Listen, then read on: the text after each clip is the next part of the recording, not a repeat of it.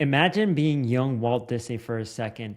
You have this hobby. You love to draw. You love to create cartoons. You want to be an artist, but your father keeps telling you you'll never make any money as an artist. And possibly he's right. There isn't a clear path to becoming successful as an artist. You don't know if this is going to be financially a viable career. Society also doesn't understand why you love to draw so much. It isn't like the most manliest career. At least it wasn't considered like that back then. What do? Do you stick to your hobby? Do you keep drawing? Do you keep doing what you love, or do you stop and do something else? I want you to think about MrBeast. Imagine being young MrBeast for a second. Back when he was 11 years old, he uploaded his first YouTube video. This was his hobby. He loved making videos. He wanted to be a YouTuber. He kept uploading videos for years without anybody ever watching because he loved it so much. He wanted to make this his career. Eventually, he ends up graduating from high school and things haven't taken off for him. So his mom is like, you need to figure this out because this YouTube thing obviously isn't working. You need to go study something practical. Otherwise, I am going to kick you out of the house. What do? Do you stick to your hobby of creating videos because this is the thing that you love to do so much, or do you stop? This pattern is something that I have seen over and over again when I'm studying successful people. So one of my hobbies is to read biographies and study successful people and try and find the patterns of what has made them successful. And this is something that keeps coming up that I haven't heard many people talk about. I often think of success as somebody sitting down and planning out and writing out their plan for how they're going to be successful, and they're executing it. And oftentimes success does happen that way.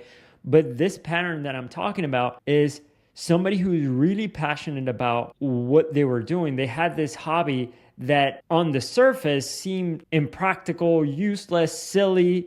People didn't understand it, yet they took it seriously. They spent time doing it, and eventually it becomes a major success. And then they end up, whether it's coming up with a successful company, a breakthrough, even like a movement in the case of MrBeast with the YouTube videos. And so I've seen this pattern come up over and over again, which is why I wanted to talk about it here in this video. I think of myself as a practical person. And so anytime I have a hobby that may seem silly, like even creating these videos, sometimes I have a hard time justifying it to myself, just spending time doing something like this, because I think like, oh no, this feels silly. I don't even know why I'm making these videos. Or you may have something like that for yourself, where you may have a hobby that you really enjoy doing, but that may feel silly. Like for me, making these videos, I actually have a lot of fun, but yeah, I have a hard time rationalizing them because there may not be any practical purpose to it right now. But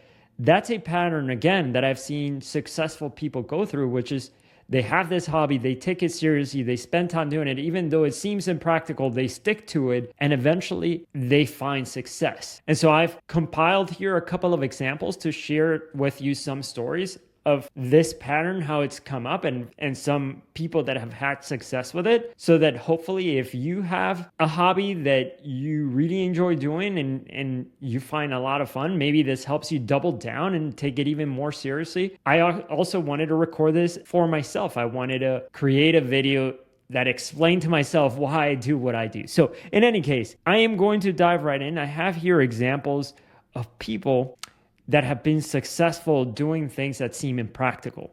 Okay. And this is not going to be a historical account. This is not going to be super factually in terms of biography, factually correct. In fact, here I am going to put some of the books that I've read to get these examples. So if you want like the exact word by word, how it happened, you can go into the books, you can go into the YouTube videos. I'm just going to be speaking here off the top of my head, so I may not get everything correct. So forgive me if I miss some details or I say something that isn't exactly as it happened, but I'm going to try and do it from memory to the best of my recollection. Okay, so the first one is obviously the one that I spoke already about, Walt Disney. Walt, he loved creating cartoons. He loved drawing. His father is this hardworking man, and he didn't understand why Walt was so passionate about drawing cartoons.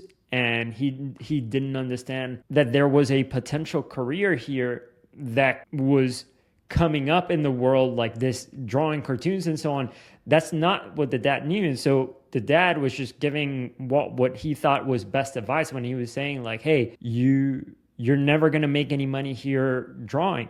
Yet Walt stuck to it, and he was really passionate about it, and it eventually ended up paying off. When it came to Ben Franklin, I read his biography, the Walter Isaacson one, and I saw how Ben Franklin discovered the lightning rod, the bifocal glasses, he created some instruments, he created, or not discovered the lightning rod, he created the lightning rod. He created a stove so that the house wouldn't smoke inside or something like that. So he created some practical things, but a lot of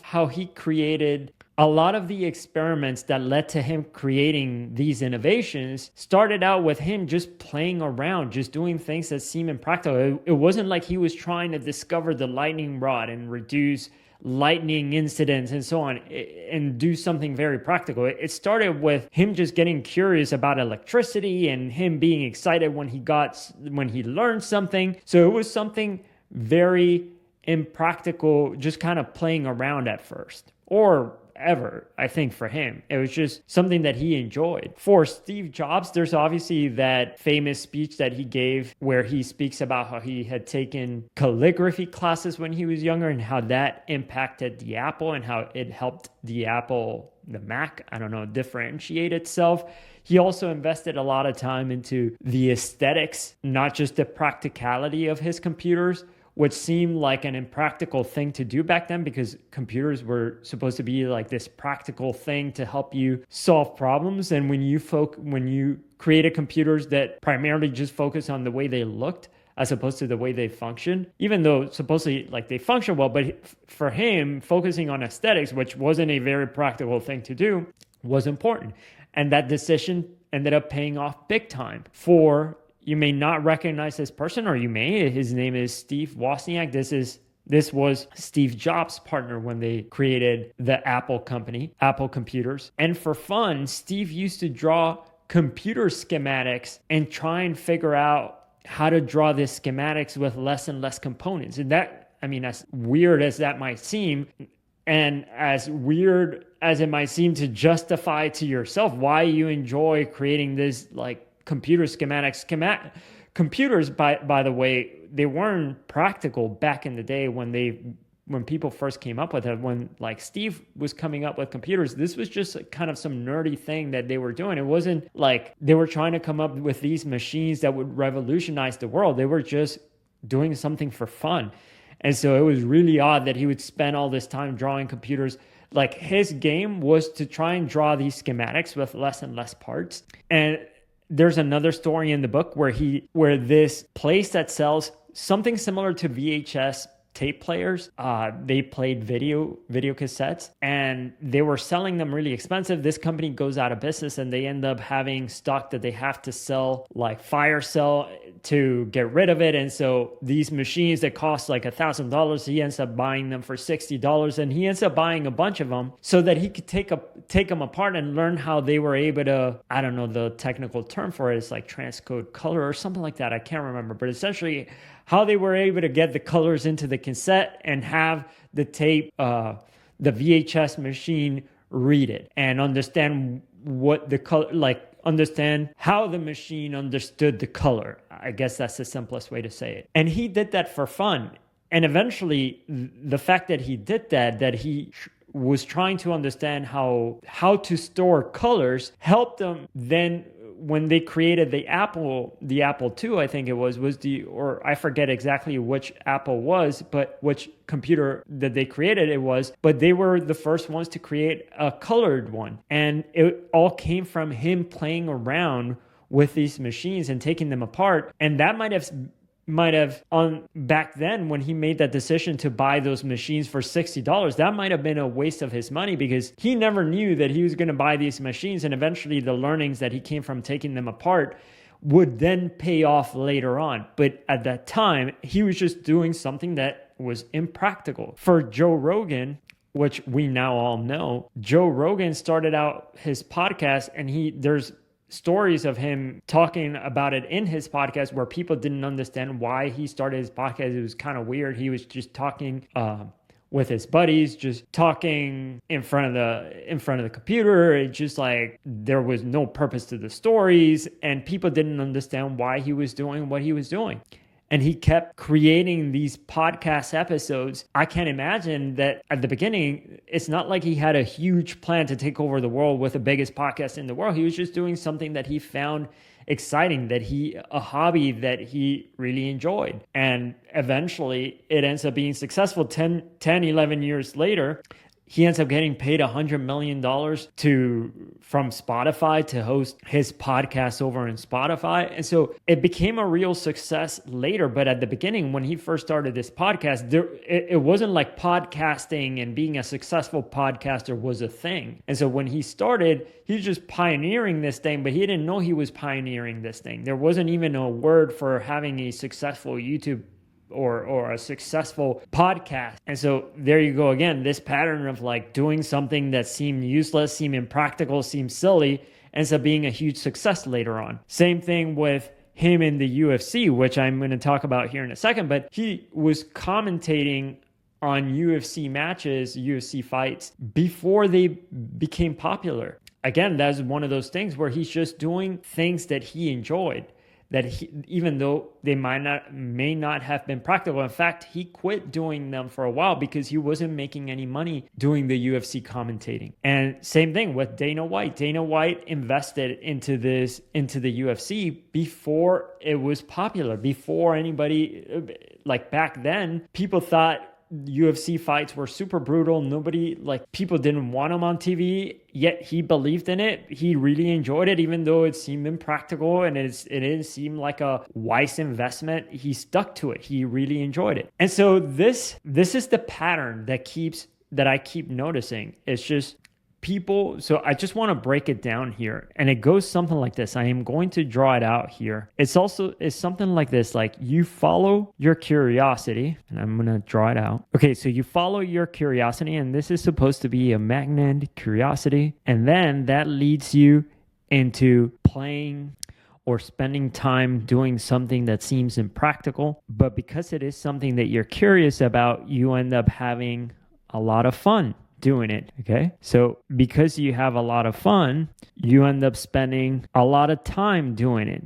This is supposed to be a clock, and because you spend a lot of time doing it, you end up creating a lot of iterations, and then because you create a lot of iterations, you end up gaining skills. Okay, so this is supposed to be like a stair step where you're learning skills, and those skills let you to produce results, and then those results get you excited and even more curious. So then you end up spending you end up becoming more curious, which ends up leading you to playing more, leads you to having more fun, which leads you to spend more time and more iterations, more skills, and this cycle keeps going, something like this. So for Joe Rogan, he created his podcast. He was playing around with the podcast. He enjoyed it. He had fun, so he spent more time doing it. And then as he created more podcasts and more episodes, he started creating different iterations of the podcast, seeing what works, what didn't, what people enjoyed, which led him to get some skills, and then that led him to create a better and better podcast, which got him even more curious, and so on. And so, or with Steve Wozniak, he was curious about computers, which led him to play with the computers, and then he had fun. He spent time doing it, and then he created these schematics, and then he learned the skills. Eventually, after you go so many times around this wheel, these results end up getting bigger, and bigger, until the point that it starts to attract people, and eventually it becomes successful. Now, this isn't guaranteed. I'm just simply observing, like, this is a pattern that has come up with a lot of successful people. This was the story of MrBeast when he first started creating YouTube videos when he was 11. The videos weren't super good, but he had so much fun doing them. He kept playing around. He kept having fun. Which when you have fun, you're spending more time doing what you love. So then you create more variations. Eventually, after doing that so often, he learned what people liked in the YouTube videos, what people didn't like, what caused what causes success in YouTube, and boom, he gets the results start getting bigger, better. Yeah, and so this is the pattern that I noticed and I wanted to share here in this video. So if you have a hobby or something that you enjoy doing it, spend time doing it. It may take a really long time. This is super important right here. And so when it comes to these success stories, like with Joe Rogan, with Dana White, with the UFC, with MrBeast, like we know MrBeast as a successful YouTuber today, but he's now been doing it for 15 years. Joe Rogan, his podcast, from the moment he uploaded his first podcast to when he got paid 100 million, it was 11 years. So this takes a long time. Trying to figure out all these iterations take a long time. And so learning the skills take a long time. And so it isn't something that is guaranteed. And even then, you may never even achieve anywhere near the success of the people who I refer to in this video. I just wanted to point this out because I thought it was interesting. And I want to share this with you, share this framework, share this pattern with you. Try and notice at any time now that you hear stories or people who became successful. Sometimes, like, this wasn't the story of Jeff Bezos. Jeff Bezos, when he created Amazon, he wanted to create something that was successful from the beginning. And but at the same time, there is a little bit of an element to this. He enjoyed what he was doing, but yeah, it seemed like he more carefully crafted a plan and then executed. But often for a lot of people, even when I hear stories of people who are in big tech, for example, let's just say Mark Zuckerberg, his story wasn't, I wanted to take over the world and create this platform that was huge that millions of people use or billions of people use. It was more like he was curious, he was having fun, you know what I mean? And so that pattern happens often. And so for me, this is motivating for me to keep going and doing what I enjoy doing. This is one of the reasons why I created this video. And it also serves for motivation for me to keep creating more things that I enjoy. I was just listening to this podcast. There's a podcast called My First Million, in which they bring in people who have had success in their careers professionally. And they brought in this person. His name is Nick Mowbray. I think that's how you pronounce his name. Anyway, they tell his story, and it was a similar thing. His brother created this toy, and then they wanted to create this toy air balloon, and then they started selling it around door to door, and they were having fun doing this. And eventually, like, this turns into a major toy company. I mean, I'm shortcutting the story here a lot, but it was a impractical thing that turns into like a really practical business that ends up being like one of the most profitable toy companies out there, if not the most profitable toy company ever. And at the end of this podcast, he's even talking about all the lessons that he learned from selling toys and the factories that they had to create and the automation they had to create and what they had to learn from selling toys, now applying that to different industries, and one of them being homes. Like, how do you take what they learned from building toys and applying that to homes so that they can build amazing homes that are customizable, that look great at a fraction of the cost? So I thought that was really interesting, how they went from something impractical to something very practical. So, and I say impractical, what I mean is it's like toys in comparison to housing. Like, housing is obviously a bigger problem in the world than toys. So anyway, that's why I wanted to share with you this video. I wanted to show you this observation, this pattern that I have found.